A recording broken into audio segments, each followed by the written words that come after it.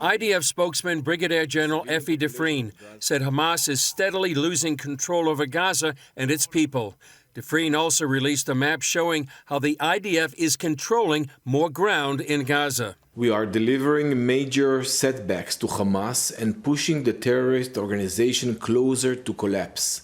As a result of our military operations and the pressure we are applying, Hamas is losing its grip on the population in Gaza and its control over humanitarian aid. The new distribution centers run by the Gaza Humanitarian Foundation, or GHF, provide aid directly to Gazans, bypassing Hamas, who has systematically stolen, hoarded, and sold international aid throughout the war. This initiative is proving effective. Gazan residents are coming to the distribution centers to receive the aid. The civilian population of Gaza understands that Hamas is not taking care of them. Israel announced today the IDF and Shin Bet recovered the bodies of Israeli Americans Judy Weinstein and Gadi Haggai in a special operation. Both were murdered on October 7th at Kibbutz Nir Oz.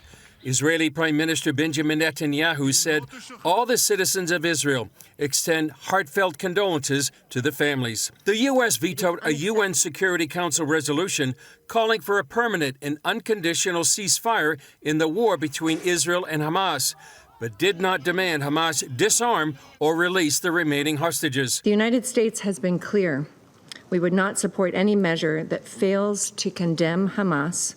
It does not call for Hamas to disarm and leave Gaza. The president is also taking action in the aftermath of an attack on Jewish demonstrators in Boulder, Colorado, by issuing a travel ban and restrictions on 19 countries. 15 survivors of the attack spoke out at a vigil. I'll say I feel perfectly safe here in Boulder. I absolutely do. I'll say I was wrong, but I was absolutely felt safe. Hey, this was not okay. It really was not okay.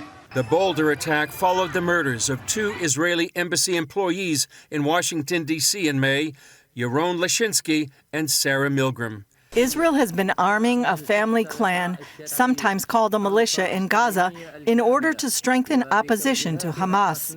Israeli opposition leader Avigdor Lieberman leaked that information to Israeli media, and Prime Minister Benjamin Netanyahu did not deny the report.